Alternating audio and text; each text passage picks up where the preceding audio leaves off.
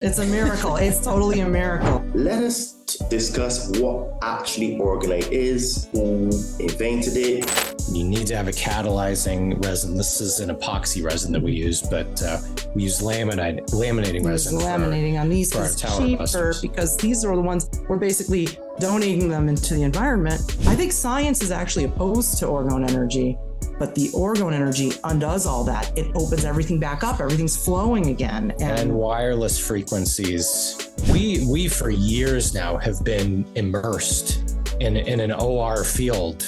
Anyone can actually be as connected. I mean, we can do everything everyone else does, just not on a cell phone. But in your home, you do have a different concentration of DOR. It's not the tower, which is more powerful. After I got it, was like, yeah, this just made sense, you know? Well, we are thankful to anyone who sort of gives us the podium, I guess you could call it, because we are very, very heavily suppressed.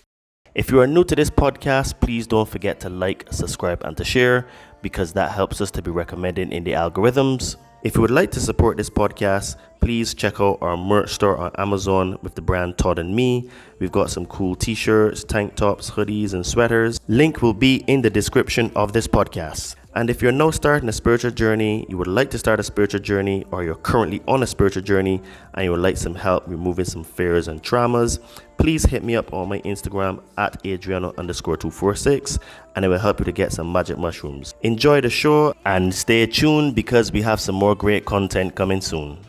Sharon Daphna and Gabriel Lazar are orgonomists, orgonite makers, gifters, and teachers from Los Angeles. In 2014, in search of a solution to air pollution known as chemtrails, they discovered orgonite, a device which generates orgone energy, the life force energy first discovered by Wilhelm Reich. They learned that orgonite has the power to clear air pollution, restore natural weather, end drought, and began gifting orgonite to cell towers all over the west of the United States. Over the last 10 years, they have distributed thousands of orgonite devices in 9 states, effectively changing the climate for the entire country. Through orgonite gifting, they also learned how our consciousness impacts the external world and how to heal the body and mind with orgone energy. When truth is blurred by lies and misinformation, perception becomes reality. What will you perceive your reality to be? Liberate your fears and walk with me. Sit down and meditate. Connect with your soul.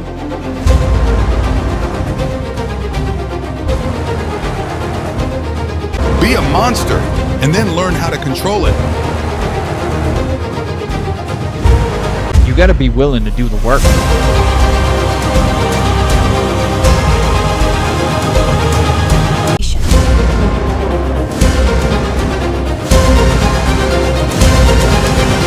So it really goes really deep in terms of words and etymology and what they mean. So this is why it is really hard to really crack the matrix because there's so many levels and layers to it, you know? Gabriel and Sharon, I'm excited to talk to you today. Welcome to the Conscious Man 7 podcast. How are y'all doing today? Thank you. Awesome. We're very happy to be here. So happy you found us. Yes, I am really, really excited to talk to y'all because I heard, we were actually on a podcast together and I was very, very impressed with how y'all explain the information that y'all will share tonight. And also about this thing that y'all make, which is orgonite. And I said after the show, I'm getting one of those. And I did. And I've been very impressed. So I want to delve in more and to teach, inform, and educate my listeners about this amazing technology and these orgonite pyramids that y'all build and discuss how it can help us because I've seen some improvements in myself. And so I want to know if other people can get some of these, healings and also improvements in their life as well. So yeah, let's get right to it. So Okay. Tell us a little bit about yourself, because even though I introduced you all and stuff, but who and really are Sharon and Gabriel? How do y'all get into this this field? Like, what led you all there? It was. I wonder that every day. It's a miracle. It's totally a miracle. I mean, it's nothing we could have ever anticipated or thought we would figure out. We are from LA, and we don't live in LA anymore. We live in the mountains north of Los Angeles now. And when we lived in LA, we were very disturbed by air pollution. I mean, and everybody knows that Los Angeles has got a lot of smog, not anymore, but did have a lot of smog. And we were worried about what we saw in the sky. We saw chemtrails. So we were seeing all these lingering jet trails. And that's how we got started in this. When I first learned about chemtrails, which was from Gabe, he told me about it, but neither of us knew what it was. We looked at some documentaries, and really everything was very fear-inducing. There was no solutions to it. It was just we were being told we're being sprayed with stuff. It falls on us. We get sick. And we knew we didn't feel well. And so we were kind of attributing most of it to that. Turns out there are many reasons we weren't feeling well that the orgonite helped with that was besides that. But we'll get into all that. Yeah, but we didn't know that. We didn't know at the time. So we just wanted to clean the sky. So we started making simple orgonite. It took 2 years before we discovered it, actually. We only just knew about all the fear stuff. And then we saw something about orgonite that made sense because we had heard about it, but it didn't make any sense to us. We were thinking, how can a little thing like this, here's a most simple example of Power Buster, most simple orgonite, how could this clean the sky? That seemed crazy to me. But we saw some information from an electrical engineer named Ken Rolla, and he explained the science of it. And then it started to make sense. I thought, well, we should try it because what it ends up doing is air pollution sticks in the sky because of deadly energy. So we learned that these things change the energy so the pollution can clear. So that's really how we got started. We didn't want to see chemtrails in the sky. It worked. It worked so quickly. We were amazed. And then we learned about orgonite gifting, which was something that started in the early 2000s, maybe late 90s, early 2000s, by Don and Carol Croft and others. George Ritchell, he's in Africa. He does that orgonite gifting since the early 2000s. When we learned about that, it made total sense to us. We started putting them out in LA, all the cell towers. And we literally saw the climate, the weather, everything just changed within huge weather. It was changes. right away. It was like within the first week, major changes. Drought over. Suddenly we had rain, we had clear skies, we had puffy clouds very quickly. It was the end of April of 2014. And that's a time when normally Los Angeles does not get very much rain, if any at all. So we started to really, the more we made, the more we were encouraged. And so we just, let's make more of this. And we just kept churning it out more and more and more. And we did all of LA. I mean, we went on bikes. We went everywhere on bike and bus. Yeah. Orgonite gifting is when you take a simple piece of orgonite like that, you make it as quickly and cheaply and simply as possible. And you put it in proximity to a cell phone tower. And everyone's seen cell phone towers. Sometimes they're disguised as trees or things like that. Sometimes they're just panels on the facades of buildings. But we learned that those are that's the key to this whole thing, and to what Sharon was talking about flipping that energy from a deadly state to a healthy, affirmative, life-giving state. And the weather changes that follow that are just something that we've seen time and time again. So that's how we discovered it. Okay. And what it did for us consciously, we never could have expected. But that's how we discovered it. That came later. Yeah. But yeah. Okay, so we've used the word orgonite quite a bit. So let us discuss what actually orgonite is, who invented it, and what it really does, so that people, because what it is that a lot of people that are my followers are now coming into this sort of information, and I get questions from people, that they're struggling, right, like to handle everything. So what I try to do is try to make things from like base level simple, and then we build on top so that people don't get lost. So what is really orgonite? Yeah, because it makes sense to me because I'm a civil engineer, so that's how my brain works. So what really is orgonite, what it does, and what benefits it does for humanity in your house, and like you say, in terms of like the environment? Everybody needs to know about orgonite.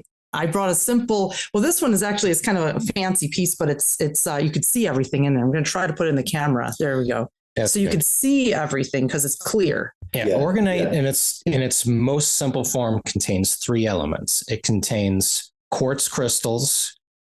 And you can use, and on the bottom quartz, as well in this one, of any size. You can use quartz powder. You can use crushed pieces of it. It's there's really no right or wrong way to, as long as there's quartz in there. Quartz. And Sharon will explain why in a moment. Metals are the second thing. Very, very fine metal shavings. The finer, the better. You don't want large pieces of metals in there. And the last thing is a catalyzing resin. You need to have a catalyzing resin. This is an epoxy resin that we use, but we use laminating resin. Laminating on these is cheaper because these are the ones we're basically donating them into the environment, and it doesn't need to be pretty or fancy. So it does the job, but it's inexpensive, so we can do big gifting jobs. Yeah, and we use quartz because quartz has piezoelectric properties, and when you combine it with the metals and you pour the resin on, and the resin catalyzes, it squeezes the quartz and it activates those properties, and it needs to have that compression. There are a lot of people that they don't like petroleum products. They want to use alternate substances like beeswax that don't put that compression. You need the pressure of the resin. So the quartz and the metal and the resin are the main ingredients, and that creates a generator. And the copper is just added in there. Copper coil is optional. We use the copper coil. I'll try to put it back in the camera. We use the copper coil. This one contains a copper SBB coil, which was a term invented by Carol Croft, one of the early orgonite makers. And it's a coil that goes in 2 directions. And this is a copper wrapped quartz. It doesn't have to be. It's just, I'm being creative. Yeah, the copper is optional. But it increases the electromomentum. It just helps it's a spiraling waveform. Orgone energy is a spiraling, it's invisible energy. So we don't see it, but we could see how it works in the atmosphere. We can talk more about that. The evidence of orgonite can be seen in the atmosphere by the shapes of clouds. So this is a spiraling energy. All of the metals in the crystal contain the orgone. And as Gabe said, when you put the resin in there and squeezes on it, it amplifies the natural energy. The other 2 things that are optional that we put in, maybe you can show the bottom real quick, are shungite granules that you can see. There's also more quartz points there, sort of arranged. 4 directional quartz points. Pattern. There's a blade of blue kyanite there in the center. That's another. And the thing you probably won't see. There you go. You got it. Yeah. And your directional quartz points are actually on the step because you have the Mayan pyramids. So you can see them, and I wrapped them in copper so you can really see them. At the corners there. There you go. That's the big boy right there. And the other thing that you probably can't see in there is we put a little crushed selenite in there as well. That tends to kind of disappear into the resin. But it's in the corner. That's the shungite, the selenite's there. Sometimes you can see it. It's vaguely translucent, and it can kind of stand out from the metals, but that's just what we do. I mean, it's creative and different nuances to the energy. Beyond the 3 required elements, you can really just do whatever you feel like doing. Yeah. It's kind of one of those things where it's up to your intuition. And how easy is it to actually make an orgonite pyramid like that, or some of the things that you mean? That varies. Well, this is actually very hard to make, and the one you have is very hard to make. The one that you have there, it takes all day, and I have to prep the day before, and then it takes the day basically to do. You have to do it in layers. That's the difficult one, and it's very, very detailed. For the most basic, simple orgonite, do the job. This will neutralize the deadly radiation. So that's what we're doing here. We're making orgone generators, which are like the opposite of the radiation that comes out of cell phones and Wi-Fi, deadly radiations in our lives, like EMF. So something like this will do the job. It doesn't have to look fancy like yours. Yours is bigger, it's more powerful, it has more stuff in it. But this one here is remarkably powerful too. And I think anybody can make this. We have tutorials on our website that tell you exactly how to do this and to make small pyramids. So you get started with the small ones, then you can move on to make ones like the big one. But the tower busters, between prep and pouring, probably takes a couple of hours. Yeah, I mean, well, for us, but we're very used to it. So at first, there's a learning curve. You have to learn how to work with resin, which the directions are always just on the package. And our videos explain in full detail how to put them together, mix the resin, and make them. And then obviously you need to wear some sort of respiratory gear. You should. Yes. Yeah, the epoxy resin that we use in this one is an arts and crafts type of resin. And it's a no VOC. A lot of them are low VOC, but at the same time, we don't want to take any chances. So yeah, we use breathing protection and a ventilated room. The one we use in this because we have to use a cheaper resin because for example, I just brought 200 of these with me to Boise, where I met a gifting teammate, and we gifted the whole city of Boise and Meridian, the whole metro area. These we have to make cheaper, and that's why we sell them cheap. This is to buy this is $10. To buy this is $150. It takes me the entire day to make this. These are very cheap. We mass produce these, and you can do it too. If you make this yourself, it will be a few bucks per tower buster. We try to make them very cheap for gifters. We want to help people, but we also encourage you to make your own. So the videos tell you how. But yeah, anyone can make this, but you would need breathing protection and a ventilated area, which the videos explain that too.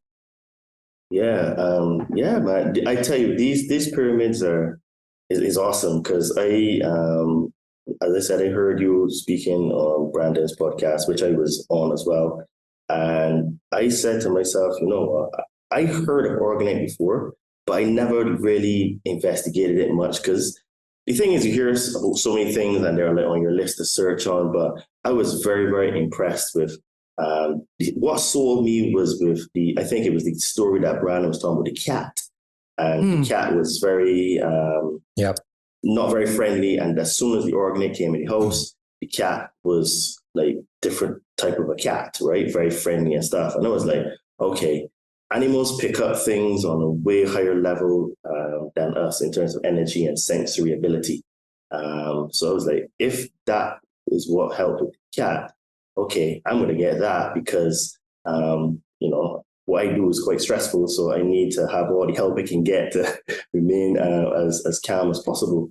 And definitely I've slept better with it. And I'm very impressed with it. It's something that is almost like, I would say, almost immediately I felt a difference in the host. The host just felt this calmer, So it changes everything. It changes everything. This is what we saw too when we started doing it. At first, we saw the weather changes, but then we very quickly felt the changes in ourselves and in our house, and even in the whole neighborhood. The whole neighborhood changed. Well, that kind of confirmed two things for us. One, it confirmed that, wow, the stuff actually works. Yeah. And two, it confirmed, this is very important, that we were making it properly.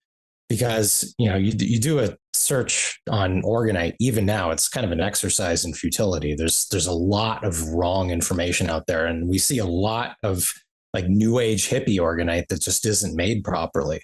Well, there's a difference between, a beautiful craft object and a functioning energy device. So many people make things they call orgonite that are pretty. They have crystals and they look really nice, but they're not made with the right materials to be orgonite. They have to be a catalyzing resin, quartz crystals, and a lot of very fine metals. And many orgonites just don't have the metal content for the function. So the metals are even more of the power than the crystals in a lot of ways, because think about how many hundreds of metal shavings. I mean, even in this little thing, this is all very small aluminum shavings. This one is small aluminum, also even smaller brass shavings. And there's even iron filings mixed in there. That are in the middle. They're black. So I didn't use them for visual effect in this one. They're just in there for that power of the energy. So much orgonite just doesn't have enough metal to make it powerful. And some people, like Gabe said, they don't want to use resin because they're worried about environmental issues with oil and stuff. But that's using a petroleum-based product for this purpose is not a destructive way of using it. I mean, this is oil from the earth. It's for us to use. I mean, as a fuel. Oil companies are evil. I mean, there's no question there, but you're using this product to make something that's so beneficial to the environment and to us. I mean, and plus the epoxy resins are so low fume that anyone can use them safely. So what kind of radius do you get from like the pyramid that I have? Because this is it's not huge, but it's big. It's about 6 inches long. And I love it. I think it's absolutely beautiful. So what kind of range do you get? Because would, like, say my neighbors underneath me have a benefit from it, Yes. even though they're downstairs? Yeah. Yes. I mean, we call it whole house protection, but it's much more than that. But yes, everybody on your walls and even in surrounding buildings will feel it. I mean, you're having some inclement weather coming in. I mean, you're going to get some rain.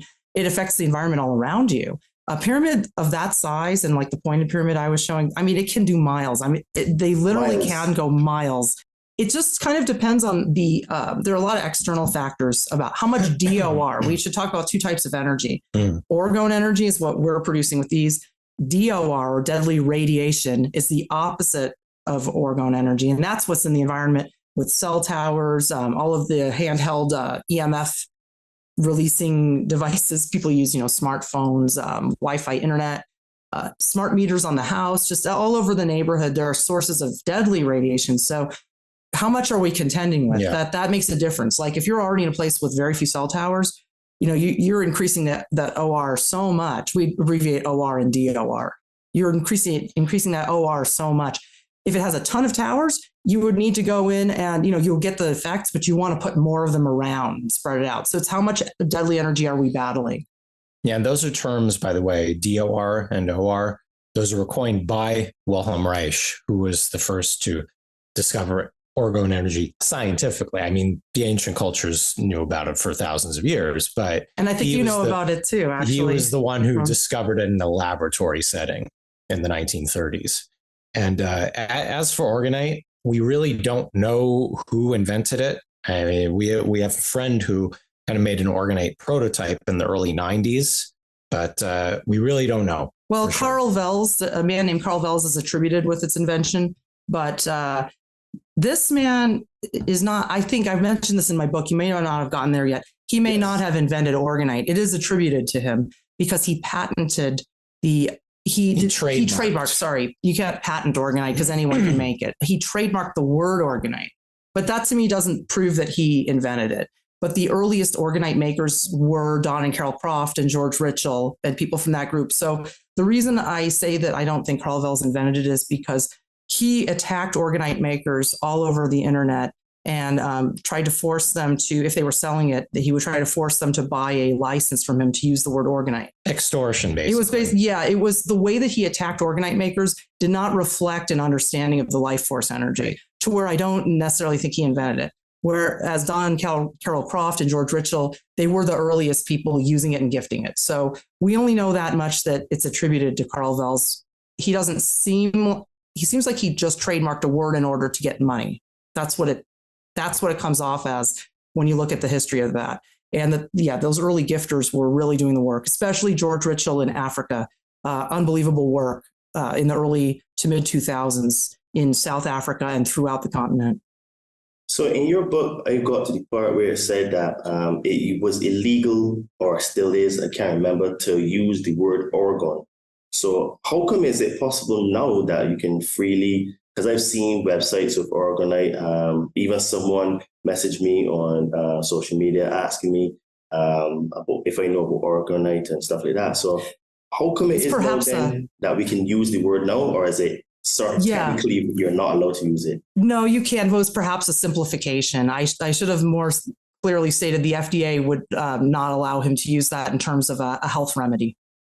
So it was illegal for him to be using orgone energy as a cancer cure, which is what he was doing with it. So he was using the life force energy to cure cancer. So it was not legal for him to publish work saying this is a cure for cancer. And it was also not legal for him to move those orgone accumulators across state lines, which was it was an orgone accumulator box that would draw orgone energy from the atmosphere to the person sitting inside in order to give them the health benefits. This is pre-orgonite. So he was not allowed to use it, and he was not allowed to publish work about it.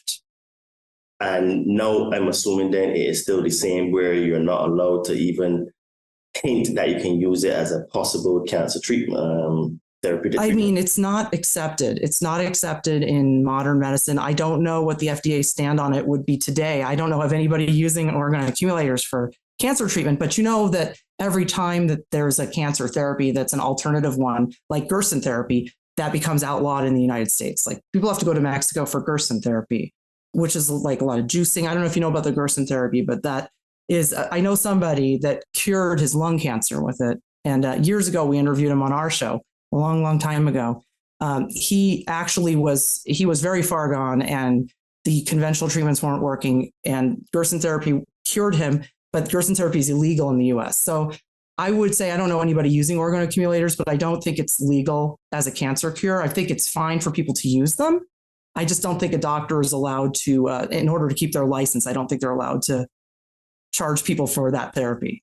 Yeah, that makes total sense because like I stumbled across some videos here recently where it was talking about even to help with cancer improvements, curing cancer, just a simple change in diet and doing like the ketogenic diet, right? Mm-hmm. Because basically you're cutting out a lot of the sugars and high levels of carbohydrates. And you're not really, you get a lot of pushback. Even doctors in the field that are doing the research, there's a lot of pushback in the medical community and from people in the FDA and all those three-letter agencies that don't like you to even investigate to look to see if a change in diet can help. And when I watched the interview, he was very clear that there's so much evidence to show that this works. And he's not saying that you can't use radiation at the same time, but this would mean you use a lot less. Mm-hmm. So it seems to be a very all or nothing approach when it comes to alternative treatments, instead of even say using a blend, which may not be that bad, but it's like, no, you can't even try to have a little bit. It's just take poison to cure a sickness which is caused by nutrition, you know? Right. It's always been that way. It's that way now. Probably always will be. Yeah. So I wouldn't imagine that the FDA has changed their stance. I don't know any doctors using orgone energy therapy, which Wilhelm Reich was developing. And that's really the reason that he was put in jail for his work, was because of the FDA coming down on him for what they caught him on a technicality. One of his colleagues shipped an orgone accumulator across state lines, and then that was it. They were able to, and so they put him in jail in the year 1957 when he was 60 years old. He was born in 1897, and he died in jail at the age of 60, supposedly from a heart attack, which is very strange to us, seeing that he was working with the life force energy. And 2 weeks before he was scheduled to be released. Yeah. Well, what a coincidence. Yeah. And then the other groundbreaking work he was doing was with the weather. So he was using it to cure cancer, and he was using it to end drought. These are the two main things he was working on with it. And both were successful, but it was the cancer treatment that really did him in. They really don't like that. No, they don't. They don't like anything that basically takes money out of big pharma. This is they don't like anything that adversely impacts their food supply, and their food supply is human suffering. So that's a whole other aspect of it. Gabe is talking about entities that Wilhelm Reich discovered actually while doing this work, that there was others. In 1955, there was others he found this here doing these things to humans. And it was not his intention to find that, actually. That you open up a can of worms. But we can touch on that later as well, because you had mentioned that basically when you end up surrounding yourself with so much orgonite, you end up seeing like UFO sightings and having you absolutely do. We had one. Yes. Was it yesterday or was it was Sunday? It was Sunday. Yeah, it was Sunday. We had one on Sunday. To spice up the conversation. Yeah, well, you sure did. If you go to my blog, which maybe you can put it in the description of the show later for people to check out, the top entry right now, unless I put something else on top of it, but check the front page, the UFO from yesterday or Sunday, very strange thing. We see very, very strange things in the sky. And since working with orgonite mostly, although I saw my first UFO in January of 2014. Well, I saw my first one in 1999, but I didn't see another one until January of 2014, which was just 3 months before we started making orgonite. And we were already collecting the materials and looking into it. So I wonder if I was already opening up the consciousness a little bit. Yeah, possibly. No, in your book, which so far is a fantastic read. So anyone that's interested in, it's called Invisible Soldiers, Silent War, Orgone Energy, and the Planetary Emergency. Now, in this book, you said There we go. Yeah. Sort of. Awesome book. Like, so Thank far, you. I'm reading it, and I sent it to my mother as well, because you sent it. Oh. Yeah, because because of me, my mother's very much learning a lot of these things, and she loves reading, and it sparks her interest, and I know she's going to enjoy this book. Thank you so much. Yeah, man, I'm going to get some Orgonite for her as well, because I've seen a huge improvement in things in me, and this is why I'm talking to you, because I want as many people to learn about this fantastic item, you know what I mean? So that's amazing that she's receptive and wants to learn more and know more. I can only imagine if our families were well, yeah, our parents aren't particularly receptive to it. My parents are. Yours are neutral. My parents are cool with it. They're okay with it. His parents don't like it. His parents actually are very opposed to it. It's interesting when people are opposed to it. I think there's a fear around it. And it's weird because if it didn't do anything and they thought it was, total BS, they wouldn't be so opposed. I think it's like the power of it that kind of intimidates some people. Yeah, I'm quite fortunate in that respect, where my family are quite open-minded, and basically I'm the one that shares the vast amount of information. So my family are awake, and they understand these things. And like, I told my mom even up to yesterday that I can get some Orgonite for her, because I'm really impressed with this. Like, there are very few things that I see that, because it's nothing that you can actually measure, but you just can feel. That's the only way I can explain it to people that are listening to this conversation. It's something that you can feel. And in your book, I found it quite interesting. You said that orgonomy is the science of God. It is the answer that we have been seeking through the ages, and is the meeting place of science and spirituality. Now, these are the first lines of the book, in fact. These are some big statements. So what led you, what led you to think orgonomy is the science of God and is the answer that we have been looking for to help humanity through this evolution of consciousness that we're going through now? I'm going to let you take this one. It's the awakening. We think we're all awake already. I thought I was awake already before the Orgonite, because I knew some stuff other people didn't know. I was open to some stuff. It's a whole new level. And what we're working with is life force energy. And, people don't like to say God. They like to say stuff like source or creator. And the reason that they don't like to say the word God is they don't want to also acknowledge that the source of the creation also governs the creation. So that's a big topic. Mm-hmm. So I'm not going to get into that so much. All I'm going to say is I do use the word God, because I don't have a problem with it, that the creator also, rules over me and everything. So I don't have a problem with that. The Orgone energy is what Christianity calls Holy Spirit, or the Bible calls Holy Spirit, not just the religions. The Bible calls the life force energy, the life in us, Holy Spirit. There are other cultures that would use a word like prana or chi, but there's this breath of life that's in us, and it comes from the source of creation. So that's why orgonomy is the science of God, because we are literally studying the energy that has created everything. Without orgone energy, there's no life. So every living thing is an orgone energy being, and that orgone energy came from that source of creation. So we're actually looking at scientifically, how can we use that energy of God to restore this world, to end these environmental problems, to end our own emotional and mental and physical problems, everything. It's the energy of God, the energy of creation. So this is very much in tune then to, when they say that God breathed life into Adam. Basically, this is the prana, the life source energy. This is basically the energy that Nikola Tesla tapped into, and basically the same thing. Yeah.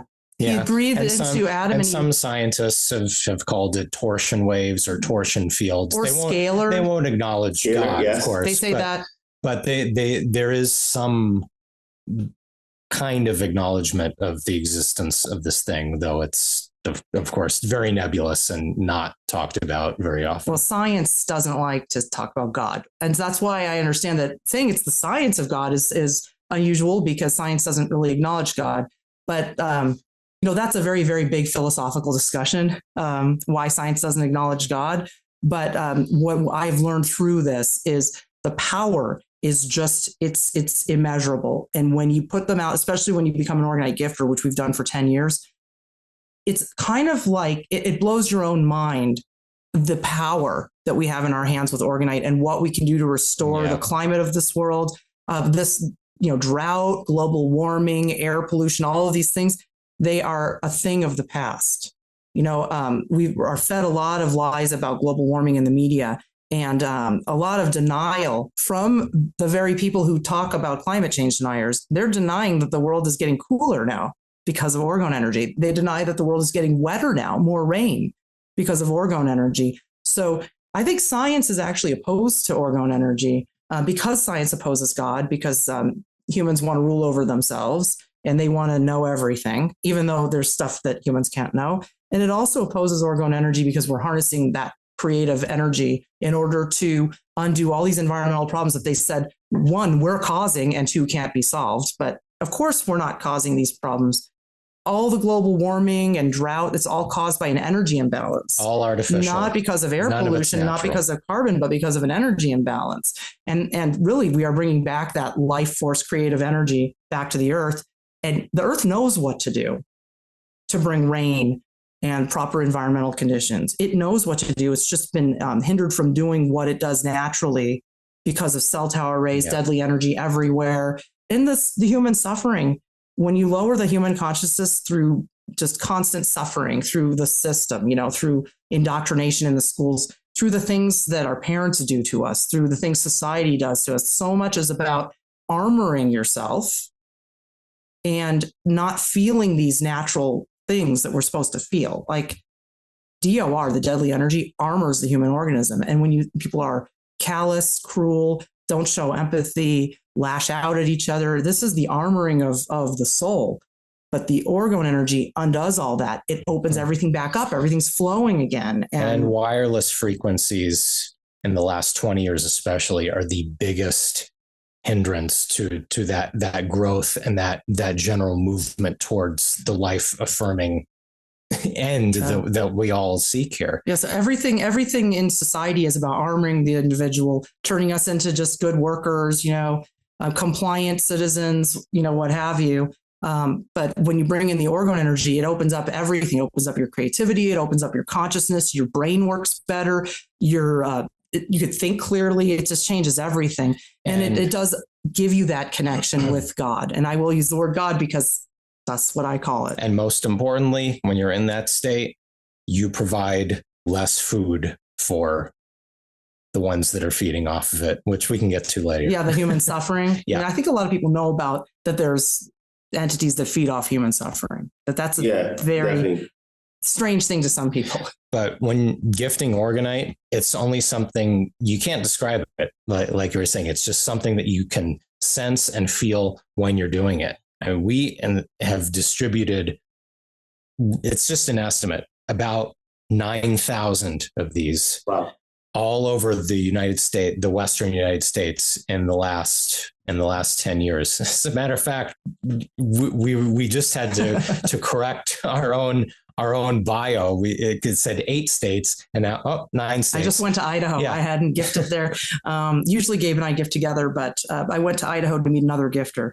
And 9,000 of these, mostly in proximity to cell phone towers. And the results with the atmosphere and the weather have been amazing. And it's no matter where we do it. We've done urban areas, we've done rural areas, we've done mountains, we've done coasts, valleys, deserts. It doesn't matter where it is. All of the things that result from this work are exactly the same no matter where we do it. And other people are starting to do it too. And it's really, really, really starting to pick up momentum.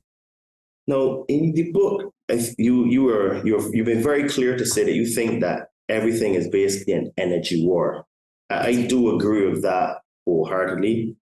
Now, I didn't understand the depth in terms of because, is against the life source energy, but I always thought of it as just the energy of, because like Nikola Tesla said, when humanity thinks in terms of energy, frequency, vibration, they will unlock the keys to the universe.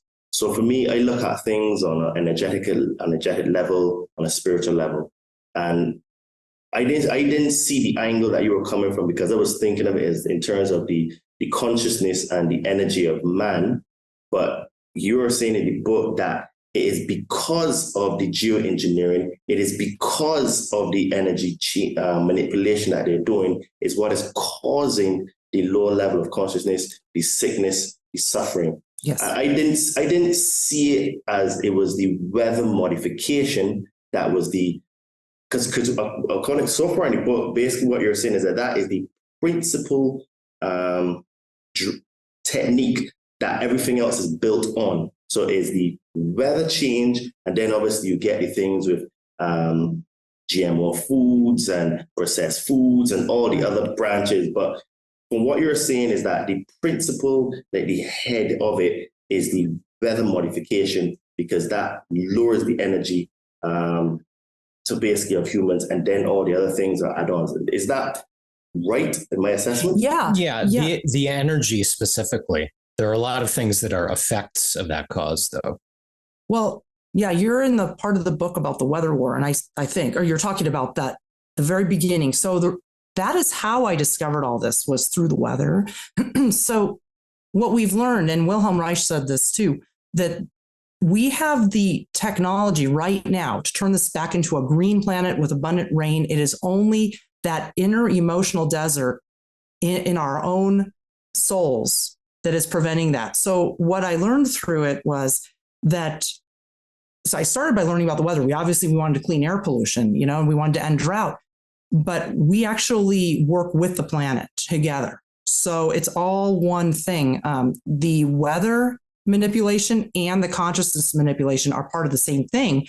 And I'm glad that you're reading my book before looking at, Geoengineering Watch or some of these. There's a lot of organizations about chemtrails that skip the whole energetic thing. And without the energy, there's nothing, because the chemtrails are only a physical thing we see, but there's an energetic thing that causes them to stick up there. So that's why it's good that you're coming into it here, because, and didn't have all those years of that kind of stuff. Like when we did in 2011 through 2013, before we made any orgonite, I thought we were all doomed pretty much because of that. Yeah. When you learn that it's energy that causes the chemtrails to linger and that is affecting the weather, it's not the chemtrails affecting the weather, it's the energy doing both. Then you learn to flip that energy very easily with orgonite. Your own consciousness will flip also, because you're going to be doing two things at once. You're going to be healing the world and healing yourself. It happens at the same time. And it's almost hard to explain to someone who hasn't gifted orgonite or had orgonite. But when you see the weather changes and you feel the changes at the same time, you start to see we are actually the orgone generator. The orgonite wouldn't even be needed if we were energetically healthy and didn't use devices that were the opposite of life energy that actually hurt us. People don't realize how much they're hurting themselves consciously and also physically in your health with things that emit EMF, the cell phones and the Wi-Fi. So we have an artificial lowering of consciousness through that DOR or EMF. EMF is a type of DOR. It's electromagnetic fields are a type of deadly radiation. We're lowering our consciousness with it. We're also hurting the weather with it. We're warming the planet. We're causing air pollution to linger. See, the air pollution is not the cause of the warming. The air pollution and the warming happen together when you have deadly energy. They're both results of energy. So all this stuff about the carbon is making it warm. No. The pollution and the warmth, and carbon isn't even pollution. It's part of the environment and plants breathe it. But the warmth and the pollution are both caused by deadly energy. When you change that and you make it positive, life-affirming, orgone energy, all that goes away. And you have to kind of feel it and see it. Yeah. But it affects your own consciousness. You become the orgone generator. This becomes a tool for you to improve your own consciousness to where you can actually direct energy from yourself to the sky to make chemtrails disappear. You can, through the power of your own mind, with this as a supplement to help you, you can actually use your own mind to do all this. Yeah, a great many things happen, all of them positive, both on an individual level and on a macro level. It's just the weather is the gateway to learning it. And that's why if you want to see proof that it works, since you can't measure it with an instrument, the proof is in my blog and book, where I show the shapes of clouds, the way the weather changes, the same things again and again and again, to where we've learned about how weather patterns work beyond what meteorologists know. We now see how they work energetically. So if that's how we've proved it works, just through the weather. For your own self, is something like you will discover for yourself. You'll feel it for yourself. Well, yeah, because as I said to you before we started to record, that where I am, I do see chemtrails. And I was reading a book on Sunday, and you said that when you have Orgone in areas, the chemtrails disappear. And I was thinking, but I've only got one pyramid. Like, surely one pyramid can't be that powerful, that because the sky is massive, right? And the area is massive, right? So I'm like, well, okay, maybe it's a collection of towers you need in an area. But you're saying to me that just this one pyramid can make a difference. And on Monday, I got up and I was like, okay, let's just have a look. Maybe, a coincidence. I didn't see any chemtrails. So I'm going to actually monitor it now to see, because I do see chemtrails often where I am, often. And I am like, it's just terrible, man. You know what I mean? But I'm now going to physically look, because I get good weather most of the time, to see if chemtrails have reduced considerably, because you do get 1 or 2 days where they don't. So I was just wondering if maybe that was just a coincidence, but I'm going to look at it myself. Yeah, keep observing it. Yeah. You got to look all the time. You're seeing the energetic changes in the atmosphere. Those trails can only persist if the energetic health of the atmosphere is weighted towards DOR. Yeah. Like Sharon was saying, when energy. when air pollution lingers and doesn't clear, and then, for example, on the next day, you'll see the same amount of cars driving around, no pollution. Well, that's because the energetic constitution of the atmosphere changed from DOR to OR. And orgonite is one of the ways that we induce that change. Wow. Yeah, we can see we're supposed to have a world that has naturally high orgone energy, and we're supposed to naturally have high orgone because it's the life force. I mean, that's what makes us alive. We're actually a little less alive because of all the DOR around us. And this is what brings us back to our health. The earth is supposed to be self-cleaning. The atmosphere is supposed to be free of pollution. We're supposed to have regular rain everywhere. There's not supposed to be blockages to rain here, like a desert here and then a rainforest here. We should all be getting rain. Wilhelm Reich said desert is unnatural, but he did equate our own spiritual, mental, emotional health with the health of the planet. So we actually have to heal ourselves with the orgonite and heal our world with it. Yeah. Our own individual malaise has to be addressed. Then that will affect the world around us. Yeah. But it all goes together. This is pretty much what I say all the time on my channel. I always say that we can't change the world, but we can change ourselves. However, when we change ourselves, the world around us changes, because the people, the places, the opportunities, the things are going to be attracted to you because you're at a different vibratory frequency. Now, what I didn't see until today was that the actual energy of the planet is the thing that is the linchpin that everything else is pushing down, because I was just focusing mostly because of the media, the propaganda, things like social media, the movies, the stuff they teach you in schools. So I only saw it from that level. But now thinking on a macro level, it is the manipulation of the energy of the earth that everything else is built upon. Then you have the sickness, the human suffering, the terrible types of food, things like microwaves, everything that is just like for destruction, basically, that we have. And I didn't really connect how big of a play the weather is in terms of everything, which is really, really interesting to me. And you mentioned microwaves, which are another form of DOR. So you're aware, and I saw that on your channel too. You're aware of the impact of deadly energy. But the thing is, right, is that if people actually took up the plate in the actual microwave and looked at it, the actual symbol in the front is a hazardous sign to show radioactive radiation. It's literally there, right? And I tell people, because like I said, I shared a personal experience where I came to visit a mate of mine and he doesn't use microwaves. And over the space of like 2 weeks, because obviously I do training and I train high level calisthenics, and I saw a change in my body where I was physically stronger, I was recovering better. And I said, all right, I'm sold. No more microwaves. And I've not used microwaves since then because I saw a change in my body. And yeah, we don't use them either. Yeah, it's just there collecting dust, you know what I mean? You could use it for a storage cabinet. Well, yeah, pretty much, you know. You could put your cell phone in there, block the radiation. And turn it on. Yeah, that's a good idea, you know. And, you know, I find it very remarkable that, you know, we don't have an understanding that the weather plays such a big part in our lives. And, you know, I'm supposed to get bad weather tonight, and so far so good. So fingers crossed the Orgonite is doing his job and permitting this conversation tonight. What do they mean by bad weather? We're supposed to be getting this, sort of say a hurricane is coming. Hurricane. The Orgonite will help. We've been actually actively studying hurricanes and tornadoes, and Orgonite is the solution to those as well. Really? Yeah. Because what it is it's balancing the weather. The weather is supposed to be very beneficial and temperate for the whole world. We're supposed to all receive really the kind of conditions we need for life, for growing food. The hurricanes and tornadoes are actually part of the weather manipulation that's caused by deadly energy, because they have the capability, and this is something we're still studying and need to prove it. So this is a theory. They have the capability in places that don't have Orgonite. So when we put Orgonite by the cell towers, we're neutralizing the weather control. That is the weather control, the cell towers. Interesting.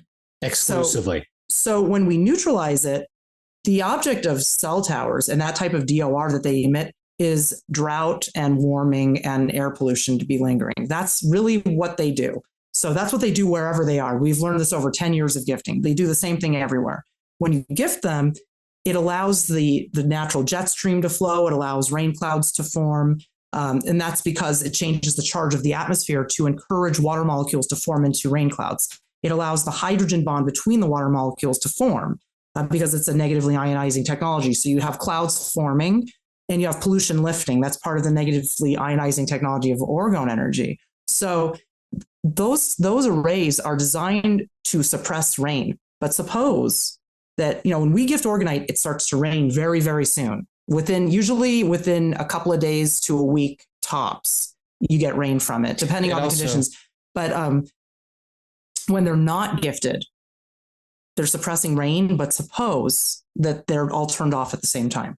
The weather control aspect of it is all turned off at the same time. It can induce the same effect as Orgonite, which is to make rain quickly. But if they turn off like 1,000 of them all at once, you're going to have potentially catastrophic effects.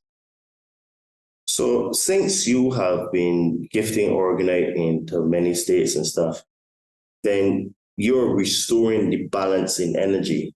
So does that mean then that the powers that shouldn't be have to use much, much more door energy in order to produce the conditions that they want then? Well, it means that they are less and less effective at doing that, because those cell phone towers with Orgonite by them can't be used for that purpose anymore. Right. And then they can't just put a new tower and expect that's going to change anything, because even if there's an Orgonite anywhere near it, it will be neutralized. You can actually neutralize more than one tower with one of these tower busters. We use a 1/4 mile rule. So about a 1/4 mile per tower buster. Although, you know, it's a little loose. Like if there's a tower on a mountain far away, you want to just gift it a mile away. It's not wasted, but we tend to try to put these within a 1/4 mile. So when the Orgonite is by the towers, they can't power them up to, they can't power them up to stop rain and then unpower them to make a terrible storm. Well, really, the truth is, to answer your question, Todd, they have no recourse for it. They have no defense against it. And this is why we're trying to get this message out and tell people just a few towers in your own neighborhood will make a huge difference, and it'll link up with other people that have done a few in their neighborhood close by. And it does. Now, when we do it, we go full on into it. Like, we will bring hundreds of tower busters with us. We will drive out to a city like Denver, for instance. That's very far from us. That's very far from us. That's like 1,500 miles for us. Ooh. And what we will do is we'll spend several days there. We'll have a paper map and we'll just drive street by street by street. Any tower we see, we gift. We put in a bush. We drive on to the next one, and then that's just what we do. Like I was saying, we do whole cities because we're going that far. We want to do the whole thing. We have to make the most of it. So we spent 4 days in driving Denver. That far. But yeah, we go nuts with it, hundreds of them. But people don't need to go that. I mean, they can if they want to, but they just need to do a few. Do what's near you, because it changes your neighborhood too. So that deadly radiation. You're in a small town and you got one cell phone tower there. Yeah, you just put one tower buster in a bush near it. So we have instructions on our site on how to gift. It's called Gifting 101. If you go to the orgonite section, it's got everything you need to make them and gift them.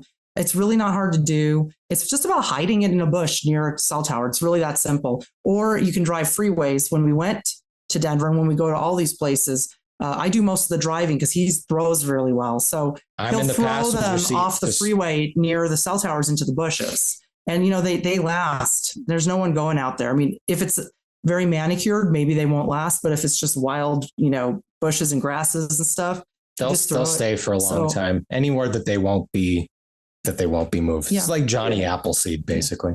Yeah. I just did Boise, and we did a whole city, and it was the same thing, street by street. So would the pyramids help as well? Because there's a tower about maybe quarter of a mile from my house. Oh, yeah. Your pyramid is neutralizing it. And in fact, it's doing the same thing the tower buster would do. So you're going to have even more changes, because not only are you fixing the energy in your house, but you're flipping the energy of that tower. You're neutralizing all of its effects on the weather, and with very, very powerful pyramid. So you could be doing more than just that one tower. You could be covering a couple of them, because it is a very big piece of orgonite. Yes. So that might be the reason for your incoming hurricane, which I don't think is going to be a hurricane. I'm hoping tropical storm. They have been overplaying the hurricanes in the absence of hurricanes lately. Yeah. There have been a lot of articles about how the hurricanes this season, everyone's mystified. There's so few of them. But they want us to use our negative minds. They want us to access negative thoughts. Yes, and our minds affect the environment. So what I was talking about, you're powering yourself up with the orgone and you're becoming the generator. You can also generate the opposite. You can create stagnant environmental conditions. A lot of this is your own mind. If you get a whole big group of people convinced there's going to be a hurricane, as opposed to knowing that they can stop it with their own minds and their own power, it makes a difference. I mean, I know that sounds kind of crazy to people that we affect the weather, but we absolutely do. Yeah, I remember when we were going to have the last hurricane, I think it was in June. I didn't have orgonite at the time, but I sat down and I said, I put out an intention that it would just veer past where it was. And so said that happened. Now, I can't say I can take credit for that, but what I say is that I put the intention for it to happen, and it happened. So, and I do know that the mind is powerful. And when you focus, like Joe Dispenza says, he says use an elevated emotion and an intention, and you basically manifest that thing that you want, because you're using two states of energy, the intention part and then the elevated emotion. So that's what I did. And tonight, like, the rain even stopped falling. It's actually freaking great, right? So I'm like, okay, because, and I'm fascinated because obviously, like, people, when they first come into the conspiratorial information, they find out about HARP and stuff. And obviously HARP is, in a certain area where they have all these antennae and stuff. But what you're saying then is that the actual real weather manipulation comes from these cell towers. It's local. Absolutely. HARP is a total diversion. Yeah. Total diversion. Get people thinking about some facility thousands of miles away that with like the dials are like controlling the weather, turning the dials, it doesn't work like that. And the real culprit is right there, quarter mile away from you. They don't want people to know that they could just go down the street and take care of it. And one by one, we can do this. So Todd, you said you like bold statements? Yes. I'll give you another one. Hurricanes and tornadoes, both with orgonite gifting, massive amounts of orgonite gifting, widespread, both hurricanes and tornadoes can become a thing of the past. Wow. Well, that's a huge statement, mate. Yeah. It is a big statement. But I wouldn't say it if we couldn't prove it. And we are on our way to proving it. Sharon's theory that she just talked about the building up of the DOR and the sun attenuation. Hurricanes and tornadoes both are very rapid and intense orgone energy shifts, OR shifts. Which means in this case, they didn't use orgonite. They just turned off the DOR source on a massive scale very quickly. It's sort of like in martial arts when you're using an opponent's momentum against them, like they're coming at you, and you use that to throw them, out of your way or whatever. It's the sort of the same thing applies, but in an energetic sense. They're using that. They like to talk about, media likes to talk about weather whiplash and things like that. Well, they're trying to cause that by using all of those ungifted towers in Texas and Louisiana and Mississippi and across Alabama, the whole country, that whole stretch in the Gulf there. And especially in Tornado Alley in places like Oklahoma, Kansas, Nebraska, places that we've had our eye on for a long time. A lot of gifting needs to be done there. But what happens is they will build it up and then just suddenly drop it, like flipping a giant on and off switch. Well, we're in the process of proving that, but we're pretty sure it's true. Yeah. And we're pretty sure it's true because we've seen massive weather changes from doing a lot of orgonite all at once, like neutralizing a couple hundred towers within a couple days. Can create catastrophic weather. So that was how we realized that if you drop the DOR quickly and change it to OR too quickly and on a massive scale, it could create dangerous weather. So that's what I think they're doing with the towers. By gifting, this type of gifting that I'm talking about, specifically concentrated to those areas I just mentioned, once the towers are neutralized, there won't be any more buildup. They won't have that ability anymore. It will just be, there'll be a release initially, and there might be some extreme weather, but like I said, there won't be that buildup again. But if people do it little by little, there wouldn't even be extreme weather. So when we gift, there's extreme weather sometimes because we do so much at once. That's how we figured out what they were doing with the tornadoes and hurricanes. But if people just gift a few here and there in their community, they're going to see, more just like beneficial rainfall, less crazy sudden changes. So there is a way of doing it more gradually. We are unable to because we have to go very far to do it. But it's sort of a pleasure to gift a whole city and watch the results. It's we do like basically one city at a time usually. We did 3 at a time last October, which took a lot out of us. But we had gone so far. We were all the way at Denver. We said, well, why don't we do Albuquerque? And then once we were there, well, why don't we do Tucson, which we hadn't done yet. So we ended up gifting 700 tower busters in 2 weeks. Well, people, if we want to help out, the where you can find Sharon will be in the show notes. Get your hands on some orgonite so that we can help change the planet, because I have seen some fantastic results in myself and how I feel, and the stories that they're sharing. Let's help them out. Let's support them. We have to support independent people that are fighting the fight like that, because we are all we have. No one is coming to save us. And I say this all the time. We have to save ourselves. And the way we save ourselves is that we help others. By helping others, we actually end up helping ourselves.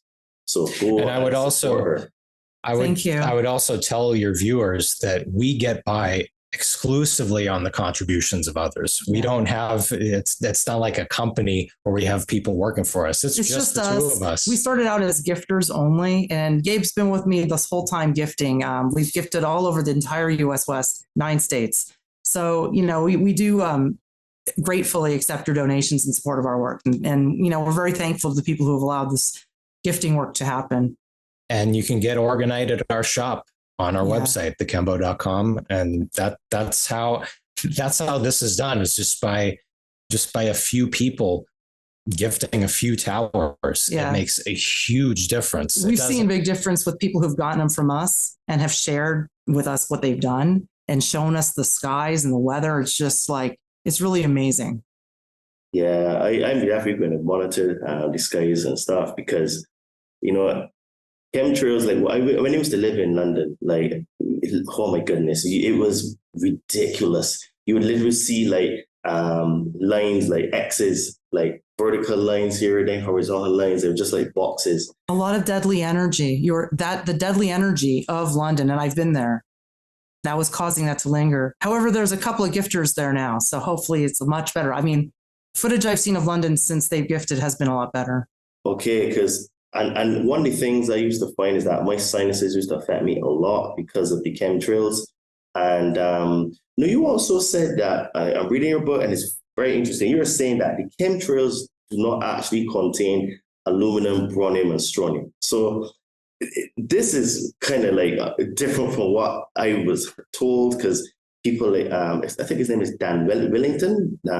Dane Wigington. Yeah, Dane this Wigington. is what I am talking about. You'll get to the part of the book where we had an encounter with him. The thing is with that sort of stuff is without a knowledge of orgonomy, no energetic knowledge of how the atmosphere works, without studying the work of Wilhelm Reich, they don't understand why there are chemtrails up there. You can't understand it completely. They only have their own ideas about it based on what it looks like and what people from the government said it was. So you're just listening to government actors telling us it's aluminum, barium, and strontium, but they don't have proof. And the tests they do are just not conclusive. You'll see as you go into the book a little bit more, there's been no conclusive evidence of anything up there of those elements. We don't actually know what is up there. What we do know is that orgonite gets rid of it and it throws it away from the earth, and you can watch it spiraling up and away. These are the kind of things people can look for to see the results. Mm-hmm. Spirals, broken trails, any kinds of spiraling clouds, rounded clouds. These are the most obvious signs. The other thing is if a white haze turns into little clumped up clouds and you see the blue sky showing between, you see cloud development, the pollution being moved away, and spiral shapes. These are the big cues. But Dane, it's in my book, he didn't want to hear about it. He actually was very hostile towards me about it because he does not acknowledge orgone energy. And without an acknowledgement of orgone energy, how can you acknowledge DOR, which is what's causing that to linger? Instead, you're just left with, well, it looks like they're spraying, but that's just what it looks like. And then we've proved that this takes it out of the atmosphere. And then that's just simply a gateway to all this hamster wheel of fear that they keep everyone else on. Oh, you're being sprayed like a bug. There's nothing you can do about it. Write to your representative in Congress and complain about it. That's not going to do anything. We all know that. But also, it brings us completely out of that fear-based and hysteria-based mindset and into a place of logic and science where we actually take a moment and think, wait a minute, I've looked at Sharon's book, the things she's showing pictures of in the book and on the blog. I see it now too when I distribute orgonite to cell phone towers. A lot of people see the same stuff. And then they make the connection that way. The aluminum, barium, and strontium also, they're found in so many things. I recently read Dr. Hulda Clark's book, maybe a couple of years ago, The Cure for All Diseases. Dr. Hulda Clark's book is amazing. I highly recommend it. And literally she cured everything, including cancer and AIDS. And was duly persecuted as well. In this book, she actually explains a lot of sources of aluminum, barium, and strontium in our lives and where we're getting it from, which is interesting because that book was published in the early 90s before anyone was talking about chemtrails. So if we're finding this in our bodies, she actually explains where it's coming from. It's a lot of personal care products and things in the food and packaging and whatnot. So we can't say for sure, what's up there, but we do know that there's no proof that no one's ever actually proved it's aluminum, barium, and strontium, and these things do come from other sources. But regarding your sinuses, because we do know that deadly radiation holds in air pollution, you may have been very affected by stuff in the air that just couldn't clear, because the energy was not allowing it to. But with orgonite, it allows the air to be cleaner. It cleans the air. So you can feel a lot better. I've also experienced, people have told me, people with asthma have had great relief from those symptoms too with orgonite. So it does help breathing. Well, that's good because I suffered badly from sinuses. Yeah, there's a lot of pollution in the atmosphere from stuff that goes on Earth, but without a healthy orgone energy field, it just lingers there and we just inhale it. So we do want to clean the air. It's all about the energetic condition. It's all about that. Our main problem with the heavy metal theory is that it completely discounts the energy and puts us strictly into this very myopic view of everything's physical. Everything's physical. It's got to be this substance or that thing. There's never an acknowledgement about energy. And if there is, it's like you were saying, Todd, about HARP. It's putting it at this thing that's way outside of you that you can't do a thing about. They're also confounding chemtrails with cloud seeding. So people think that because cloud seeding is spraying metal in the atmosphere, and people do that. Cloud seeding is silver iodide being sprayed into the atmosphere. And so they're actually confounding that, which is done with a different kind of aircraft, low flying aircrafts, light aircraft.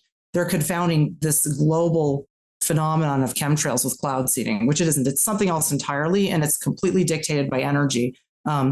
There's actually, this is such a big topic. There's actually a few videos at our channel. So if people come to thechembo.com and click whatever your favorite video platform is, there's some recent videos that explain why the chemtrails are going away.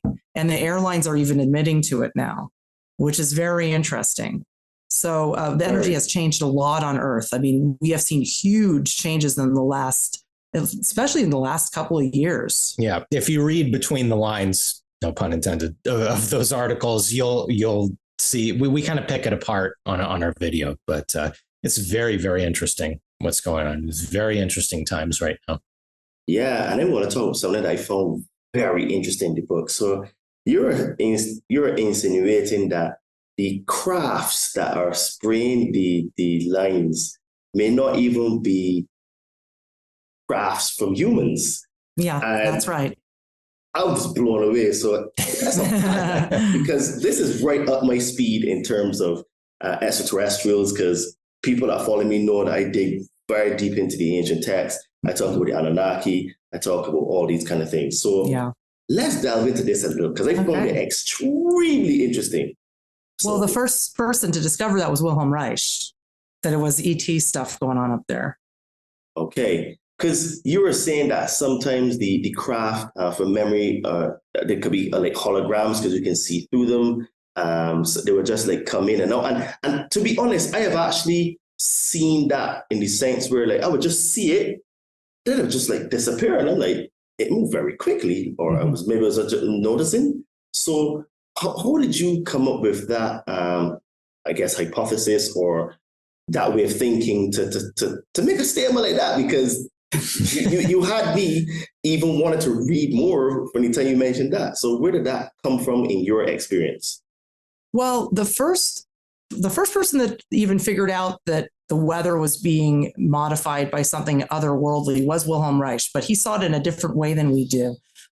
In our case, we saw so many anomalies with the planes that were, spraying. We thought they were spraying. We used to call it spraying. Because they look like. But what it is actually some kind of exhaust. It just is actually some kind of byproduct of the technology that they're using. But we just very recently, in the last couple of years, really it hit home that there's two types of flight going on up there. Because when it's very high orgone and the atmosphere is very, very clear, not only do the trails break up, but they're almost like they're non-existent. There are some days where not only are there no trails at all, but there are even no planes. This is where in the last couple of years, we really started to see some major changes to where it makes no sense why one day there would be tons of planes and lines crisscrossing the sky, and another day there would not only be no lines, but no planes. So we were observing day after day after day. So there were anomalies in the planes, like things you notice, see-through things, parts disappearing, planes disappearing. Sometimes they flash and you think, oh, it's just the sun glinting off of it. But they do it in such a strange way. They flash and disappear sometimes. So just it's these anomalies that kind of clued us in. And the other thing that really clued us in was that when you neutralize cell towers on a major scale, you're basically neutralizing a ground energy grid. We started to really see the correlation between the ground grid and the sky grid and realize what we think is planes up there flying around is completely dependent on this grid of energy on the ground. It's completely dependent because they go away completely. I mean, we have days with no planes, and we're close enough to LA that we should see them every day. We are right in the flight path of LA. We started to see that by neutralizing the ground grid, it not only breaks up trails in the sky, but it gets rid of them completely. So it started to bring new issues up, like maybe this is a different technology. The other thing we noticed, especially in the last couple of years, is for so long we hadn't heard planes. We could see them up there every day, and they'd have lines a lot of the time, but we heard nothing. In the even low-looking ones, just silence. Now we hear them all the time. And when we hear them, sometimes we can't see them, but when we can see them, there's no trails. So it's either you don't hear them and there's trails, or you hear them and there's no trails. So we're seeing, well, something has changed. Something is strange up there. Something has changed. Think of all the news stories that you've seen for the past about couple of years. Planes having problems. Yeah. Wheels flying off, engines catching on fire, door blows open. Stuff that you never used to hear about in the past. And then this is because they're bringing back these, what it is it's human technology, planes as we know it, flying around up there, and something else, something that's DOR based. And needs that ground grid to work. And I think the DOR based one is far more efficient than the human based one. But what I'm saying is, and I think a lot of people probably think this is a bit too much. I'm saying that the commercial airlines are actually involved in this, but it's on a level that is very secret and that we don't know about. I think that, but I also think that type of air travel is being disabled by orgonite gifting, and we might never know what it is. And it's not working well anymore, and that's why they're bringing out all these 30-year-old planes out of the mothballs and trying to use them, and that's why we're seeing all of these crazy catastrophes in midair sometimes. And there's a lot of strange things too, like when there's very high orgone, you'll see the trails. Not only do the clouds spiral, but the trails spiral it's like they spiral into oblivion. They get thrown the wrong way. These are not planes suddenly changing course. It doesn't look like it. It looks like they're being, you'll see in my book, it says crazy chemtrailers near Neenach. There's out in the desert near us. There's a picture of it in there. It's absolutely out of control. This plane is just flying around in circles, wiggling around, just high orgone, and makes them go berserk up there. So these are the reasons why we think it's a different kind of travel. Of course, it's yet to be proven. So all we can prove is the orgone energy gets rid of it. Yeah, I mean, that's really interesting. And so, you had said in the book that you see orgone energy as super important for the actual elevation of consciousness. So how can you explain that to someone? Because I'm reading the book and I've not read it all through, but where did you get that idea from that it actually does, or is it just how you feel?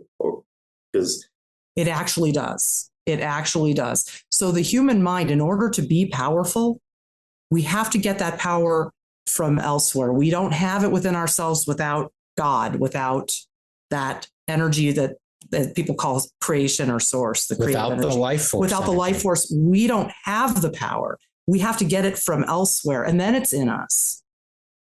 So when you use orgonite, it infuses you, your whole environment, your body, your home, it infuses you with additional life force energy beyond what you already have, because our own life force energy is depleted, not just through poor nutrition and stuff, because a lot of us know what we're doing. We work out, we eat right, but it's the energy of the environment that no matter how healthy we make ourselves physically, we need an antidote to that. And so we actually are depleted by DOR, and it disconnects us from that energy of creation.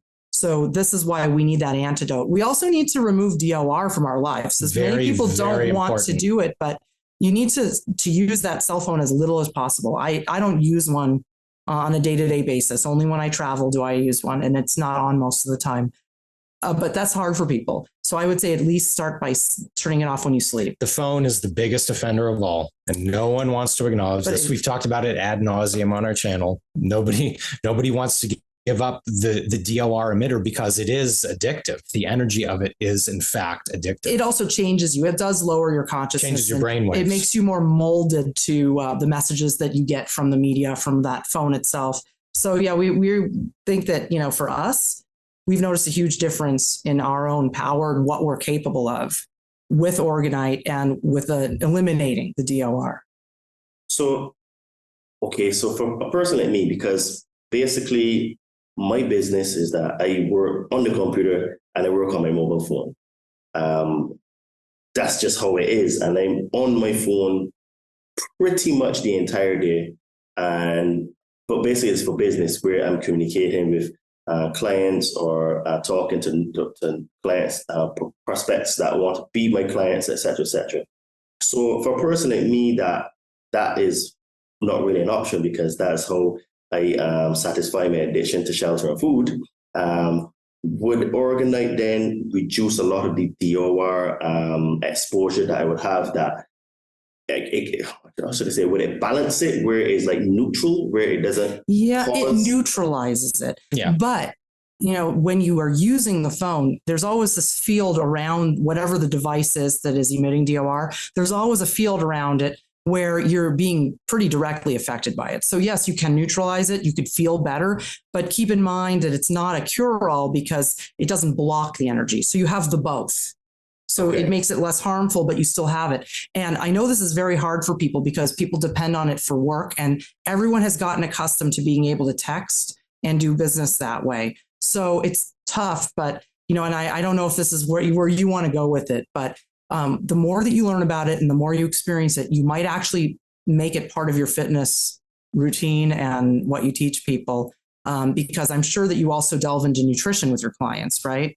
As a trainer, because I've had personal trainers and I've done, and it's come with meal plans and, specific exercises and stuff. So, yes. If it becomes part of your regimen, but people are going to have a hard time with that. For me, if it was me, I would make them email me and call me, but you might not have as much business that way because people don't want to do that. But what I'm saying is that people are going to have to make this change, and it's going to be something that you would have to decide for yourself. The more that you're around the orgonite and experiencing that, you might decide this is integral to the fitness routine. And see, for me, I can't use a smartphone anymore. I just can't do it because it suppresses something in the mind, which you'll only know when you give it up. Like, I can't tell you because you're already a pretty high guy. You're already thinking, you're already very conscious. You're using the power of your mind. You've got the mind-body connection. What I'm saying is you wouldn't know till you did it, what the difference would be. Yeah. And it might change things for you. You might have to go through some purging of stuff. It might bring stuff up for you. It changes you. We for years now have been immersed in an OR field. So when we have to use, either of us have to use a phone for the couple of minutes a month that we have to check something when we're out on the go, or God forbid, when we have to go into Los Angeles, which is just a DOR soup, it's very difficult. We react differently than most people do who are used to that DOR field on a daily basis. Yeah. So, when you're used to it, it's different. Yeah. When you're not used to it, you notice it. So it would change you. But the thing is that people don't want to do, and I totally understand this. So it's no pressure, but it may alienate you from people. That's the thing, is when you go completely off the cell phone, which we're very easy to contact. I mean, I'm on my email all the time. We use a hardwired connection for the computer. And my website actually has an article called Hardwire Your Home, a simple, quick and simple guide. So anyone can actually be as connected. I mean, we can do everything everyone else does, just not on a cell phone. We use our computer and our landline phone, but we're very well connected. I mean, we've got an online business. We answer people's questions regularly by email. We have a video channel. So it's like we're very, and I have a blog. I'm on the computer a lot. We just do it without the EMF. So it's all, there are ways to do it, but I understand that a lot of people, they say it make them feel alienated. So it's something that, everyone just has to come to that conclusion on their own, how they want to deal with that. But I highly recommend going cold turkey and just we have to live this way, just because I guess the analogy I can use to describe it is like, if you're sleeping in a pitch black room and you suddenly just walk out into the bright sunlight, you're going to be blinded. Whereas someone who's already outside and has been for a while, they're accustomed to it. They might look at you and be like, what's wrong with you? because they're already out there. But the orgonite helps. So to get back to the question is, I say the first thing anyone needs to do is get orgonite, because we use cell phones and a Wi-Fi internet router in our home when we first started making orgonite. And we noticed a difference even with those things still on. So it helps. But I will say that within half a year of making our first orgonite, we got rid of the Wi-Fi. And boy, did that change things. You'll get to the Wi-Fi experiment in my book of what it was like living without. And I wrote it up. And then turning it on again for a night, what it did to us, what it did to the sky. After a month of no chemtrails, period, none.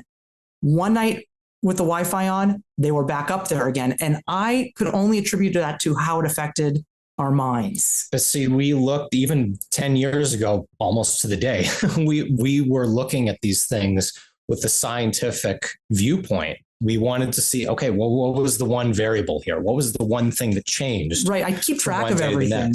And that's what makes us a little different from the other Orgonite gifters you might meet out there, is that we do record everything. And we do keep it like a scientific journal to the best of our ability. I mean, since it is hard to measure, but we do actually have pretty solid results based on weather changes and sky changes, which you can look at time lapse on my blog again and again. So, I mean, that Wi-Fi off really made a difference for us. We didn't eliminate cell phones from our lives until 2 years into making Orgonite. Then we did that, and we were forced to. We didn't do it on our own. We moved to the mountains, and our plans didn't work. And we said, anymore. let's just not do it anymore. Let's just stop. And that made a huge difference. Well, I don't know. That's it's a big one, because like I literally spend hours on social media. But the thing is with me is that because I use it for business, my attitude is different for social media. I don't scroll.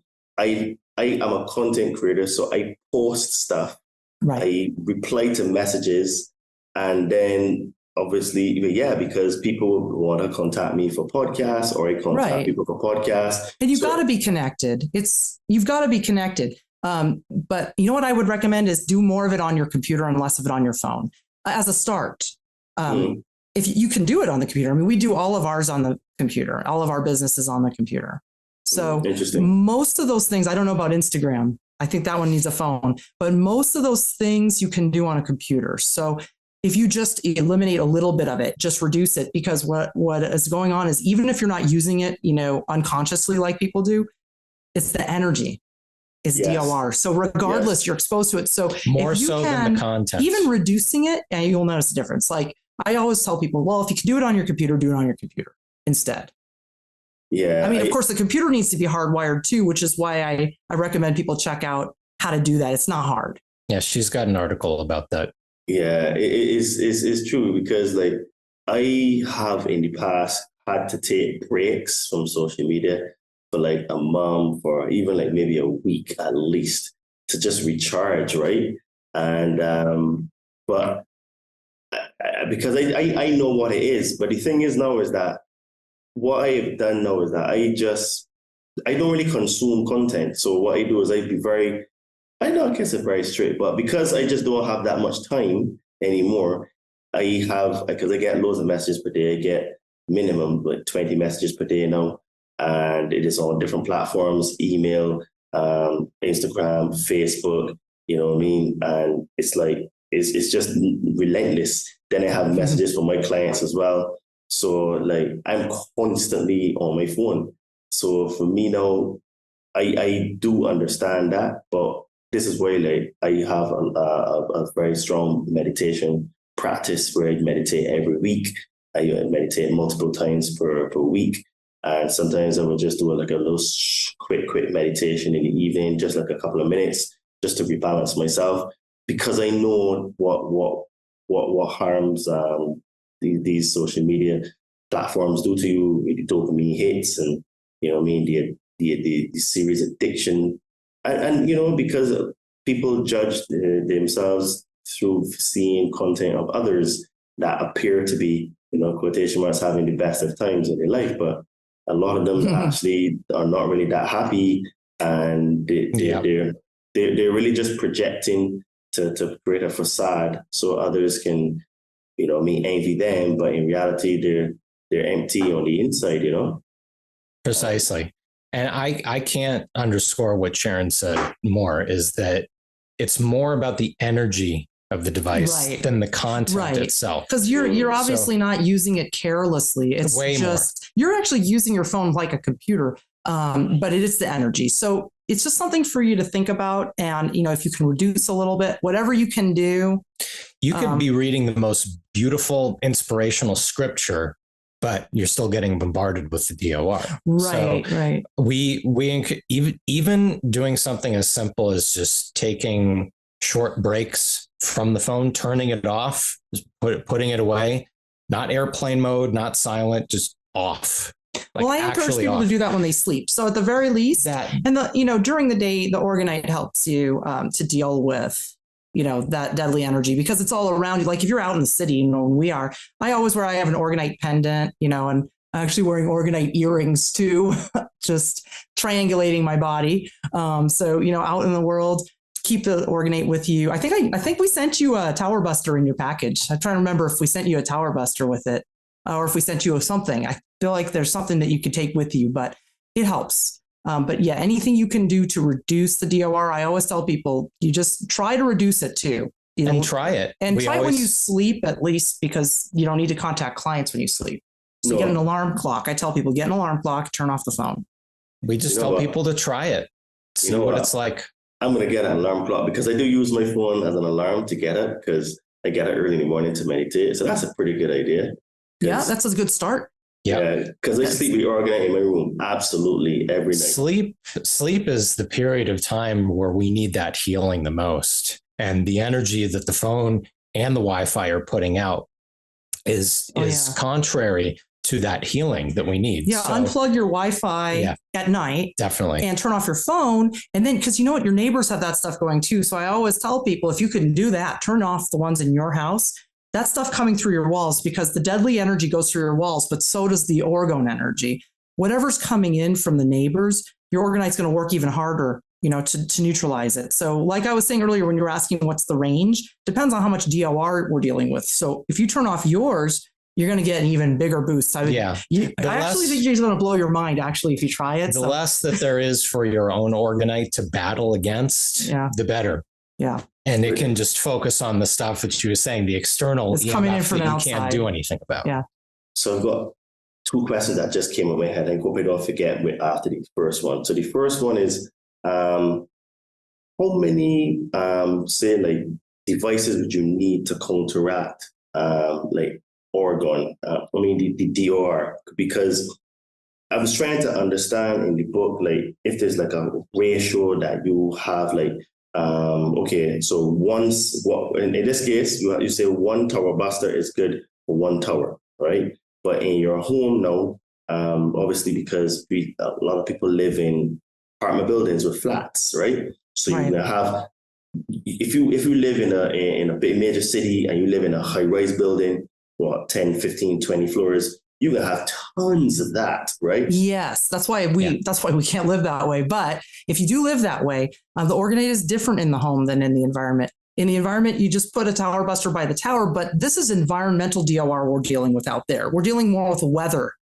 fixing the weather and the atmosphere of the city. So that's how that works. But in your home, you do have a different concentration of DOR. It's not the tower, which is more powerful than the stuff in our houses, but it's the quantity of it. It's just so many phones, so many Wi-Fis all around you. So, in that case, I think that you can either put the orgonite around different rooms of your house if you have small ones, or in your case, you've got the big guy, and that big pyramid is so powerful. It's neutralizing, it's creating a counter field. So you've got that producing orgone, a lot of it. And yes, you have DOR all around you, but because of the distance with the other devices and the proximity of the orgonite, you're immersed in the orgone field. So that's why if you turn off your own cell phone for sleeping and your wireless internet for sleeping, you would be fully immersed in it. I mean, there's stuff coming in from outside, but distance is your friend with EMF. It's over there. And, when I stay in a hotel, when I was in Boise, I was staying with my gifting friend, teammate, and she and I keep the phones off most of the time, and especially at night when sleeping. And we got lucky because our room didn't even have a wireless access point. We couldn't get on the internet, but we didn't have an access point. So we had to make other arrangements. But we actually slept okay because we had the big pyramid. We had lots of tower busters, that a bucket of them, and other energy tools to help us with that. I had also EMF protective blanket that I used that would block it. So we slept fine, and the cell phones in other rooms didn't affect us. So when you're very close to your orgonite and the EMF is in another room, you will sleep really well. Another question that just came into mind, I remembered dreams. Now, I am not sure if this is a coincidence or if this is actually a cause of the orgonite, but I have a lot more dreams and they're a lot more vivid and a lot more immersive. Is that something that's common when people have it in their rooms? Yes. Yep, it sure is. That's one of the things. This goes back to what I was saying earlier about the quality of sleep, that we need that time to heal. Just everything's better. Everything is better. Everything better when you're in that OR field, and the DOR field is just you diminish that as much as you possibly can in whatever way you can. Yeah, dreams are much, much more vivid with orgonite. And actually, we sleep really deeply. We also sleep in a full-on EMF canopy. Like we actually sleep in a Faraday cage every night. Besides the orgonite, we block out all of the neighbors' stuff completely. So we get very good sleep and vivid dreams. So yes, that is one of the things you'll experience. And if you have like dreams where you're processing something weird from the past, or, something you've got to deal with, that's kind of normal too. So if you end up with some kind of intense dreams, and you're dealing with some kind of past stuff, it's totally normal because your mind is healing, your body is healing, and the orgonite's helping with that. Well, I'm going to tell you something now. So I literally did an ayahuasca ceremony about 2 weekends ago, and I took the orgonite with me. I was so happy when it came because I was like, yes, I can take it with me. Wow. Oh my goodness. The experience with the ayahuasca was powerful. Powerful. Now, no one knew that I had the orgonite with me, and some other people had some very powerful experiences. And I was just wondering if it was just because maybe my imagination that it was one of the most powerful experiences I've had. But would you say that the orgonite would have helped contribute to the powerful experience? I'm sure it did. I mean, it's powerful even without the ayahuasca. So, but you're opening your consciousness, you're, doing the ceremony to open your consciousness. It can only help. The increase of life force energy is our connection with everything. Wow. It's amazing you did that too. I haven't done it before, but we've looked at a film about it and read a little bit about it. It's pretty amazing. Well, I did an interview with my shaman. I think it was episode 32. We took a deep dive into ayahuasca, and he basically talked about how he got into it, and he went to prove that the plants can't talk to you, and then ended up staying many years and learned the language of people, and now this is what he does, right? And I found it honestly, it was one of the most powerful experiences I've ever had, and I brought it for that, but I'm only now realizing that it was probably more powerful because it was there, right? Yeah, and there's no way to know what it would have been without it. So that's the thing, is that it's no control subject. So with orgonite, you're never going to have a control subject. You just know, wow, that was amazing. I feel good. Or wow, it started raining as soon as I put orgonite out. But you'll never know what it would have done without it. You can't go back and try it, Control Z and try it again that way. Yeah, I am very, very happy to have been able to chat with you all tonight, because I wish I had known about this many years ago, because since I do feel a definite calmness. Sometimes I be dealing with stuff, and I just find that ability to be a lot calmer to deal with a situation. Don't get upset. Don't need to let it worry me, and just I'm able to let go so much easier now. And then obviously because I've done a lot of other work on myself, but the orgonite is a brilliant piece of technology, and I think we need to tell the entire world about it, which is the reason why I brought you on to the show. And we appreciate that so much. We think it's essential. We can't live without it. I would not be able. Sometimes I think, how did we live without it? So I'm just glad you found us, and this information. We've compiled it in a way that's very complete, on the website and the book and stuff. And that's hard to find online. And, mostly if people come across orgonite, they probably would dismiss it because it doesn't seem like anything. But I'm so glad you found us and that you found the orgonite. And this is, I think, the missing piece for you and for everybody. You already have such a good routine and a good lifestyle. I think this is the missing piece. Yeah, and I'm going to get some more to have a pendant or a key ring, something that I can carry on my person all the time, because I I can't say feel a huge difference, but what I would say is that there's a subtle difference when I'm outside of the house than when I'm in the house.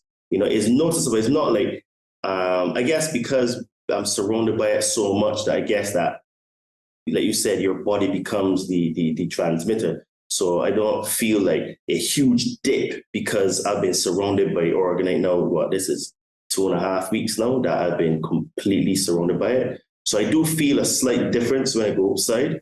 And then when I come back in, it's just this level of calm that is just like, I don't know how to explain it, but I just don't get so ruffled anymore. I don't just get so upset. And if you won't have an argument with someone, I just don't even want to have an argument because it's like, yeah, it does eliminate arguments. Actually, yep. It's kind of amazing. And so when we urge people not to use smartphones, it's because they cause arguments, and it's not just because of the content, but the energy makes you agitated. And the reason that the cat at Brandon's house changed is because the cat didn't like the deadly energy. And when there was this life-giving energy and everything's neutralized, the cat changed. It just changes you. It does make you more peaceful. And yeah, you see there's no reason to fight. And we've learned this over the years through various experiences with DOR and OR both, and how it affected us, our relationship, our moods, our home, everything. So, you've created a sanctuary for yourself in your home.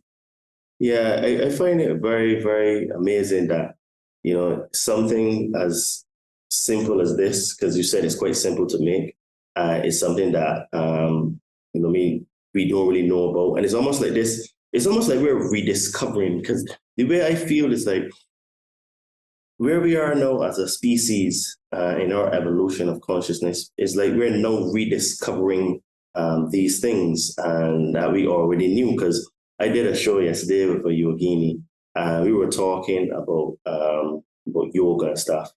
And basically, she went into certain things like the 8 branches of yoga, and she was talking about the physical part of it, right? The Ashtanga.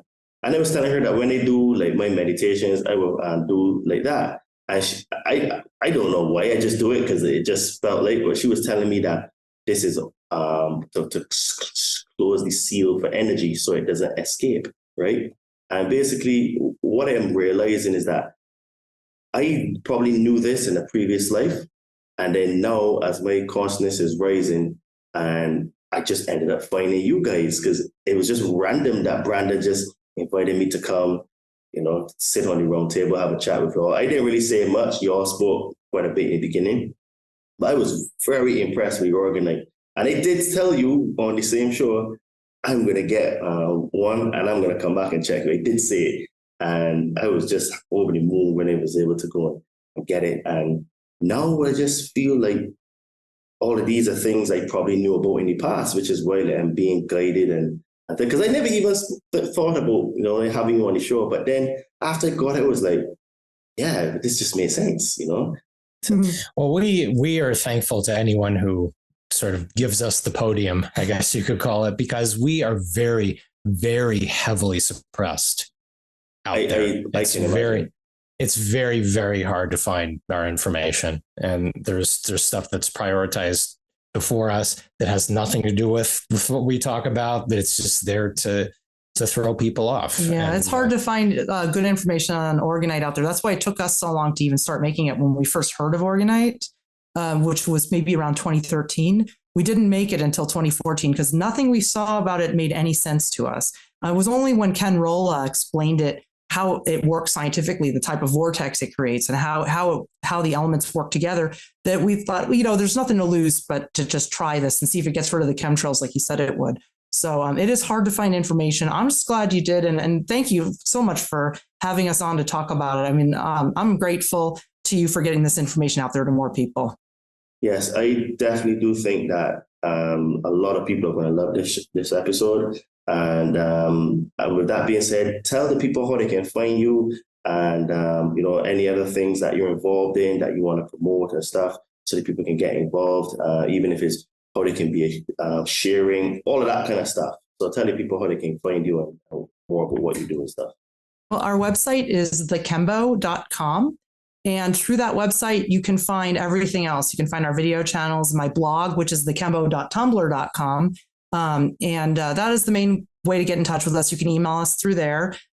We have a video channel called The Human Frequency, and we're on Rumble, Odyssey, and BitChute. So we are regularly uploading videos mostly about orgonite, orgonite gifting, different things happening in the environment and with people regarding orgonite.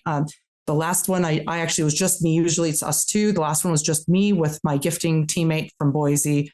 And we talked all about gifting Boise. So if you want to know about how to gift orgonite and hear more about our orgonite gifting trips, then definitely check out our channels, and it might inspire you to do your own gifting. Yeah. But everything is at the website, how to make orgonite. You can watch our videos, learn how to make the tower busters and the pyramids. You can also learn how to gift. It's all there. So including our shop. Yeah, we do have a shop. Yeah. So you can support our work. We also have a donate button if you want to donate to our next gifting, which we haven't set up yet because I literally just got back 3 weeks ago from gifting Boise, Idaho. So we're always doing these at least once a year.